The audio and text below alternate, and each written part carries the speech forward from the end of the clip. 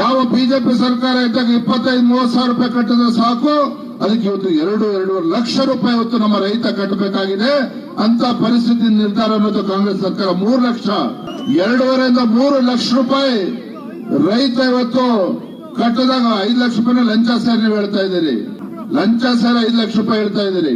ಇವತ್ತು ಇಂತ ದರಿದ್ರ ಸರ್ಕಾರ ಇವತ್ತು ರಾಜ್ಯದಲ್ಲಿ ಇದೆ ಅಂತ ಹೇಳಿದ್ರೆ ಇವತ್ತು ರೈತರಿಗೆ ಬರೆ ಆಗ್ತಕ್ಕಂಥ ಸರ್ಕಾರ ರಾಜ್ಯದಲ್ಲಿ ಇರ್ತಕ್ಕಂಥದ್ದು.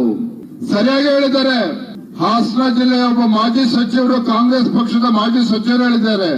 ಕಾಂಗ್ರೆಸ್ನ ಹಿರಿಯ ಮುಖಂಡ ಮಾಜಿ ಸಚಿವ ಗಣಶ್ರೀ ಶಿವರಾಮ್ ಹೇಳಿದ್ದಾರೆ, ಕರ್ನಾಟಕ ರಾಜ್ಯದಲ್ಲಿರ್ತಕ್ಕಂಥದ್ದು ಬಡವರ ಸರ್ಕಾರ ಅಲ್ಲ, ರೈತರ ಸರ್ಕಾರ ಅಲ್ಲ, ರಾಜ್ಯದಲ್ಲಿರ್ತಕ್ಕಂಥ ಒಂದು ಭ್ರಷ್ಟಾಚಾರದ ಸರ್ಕಾರ ಕಾಂಗ್ರೆಸ್ ಸರ್ಕಾರ.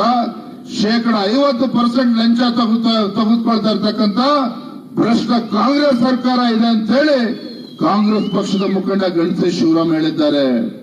ನಾವೇ ಮಾತನ್ನು ಹೇಳಿಲ್ಲ.